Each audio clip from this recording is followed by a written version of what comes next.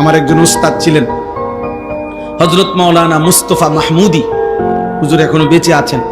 হুজুর একদিন আমগরে সবকে বুঝাইছিলেন, ওই যে মেইন রোডে রাত্রিবেলা যে ট্রাক চলে, এই ট্রাকের যে হেডলাইট, এটার একটা নিয়ম আছে যে মুখোমুখি হেডলাইট, মানে এদিক থেকে একটা ট্রাক আসতেছে, এদিক থেকে একটা যাইতেছে। তো ট্রাক যদি রাত্রেবেলা এরকম মুখোমুখি হয় বা বাস, তো দুটারে তো 4টা হেডলাইট না, এই গাড়ির 2টা, ওই গাড়ির 2টা না।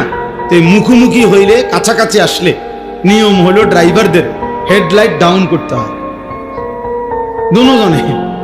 দোনো গাড়ির হেডলাইট কি করতে হয়, এটা নিয়ম আছে হেদের, হেরা বোঝে, নিচের দিকে দিতে হয় আর কি। নিচের হেডলাইট ডাউন করলে দোনো গাড়ি তখন সাইড বোঝে যে আমি কোন দিকে যাবো, হে কোন দিকে যাবো।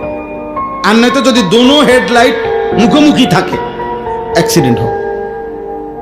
তো হুজুরের জন্য বলতেন, আল্লাহ তাআলা বলছে মুমিন পুরুষ মুমিন নারী, ছেলে মেয়ে মুখোমুখি যখন হবে, কাছাকাছি যখন হবে, দেখার সুযোগ যখনই হবে, আল্লাহ বলছে দুইজনই হেডলাইট নামায় দাও।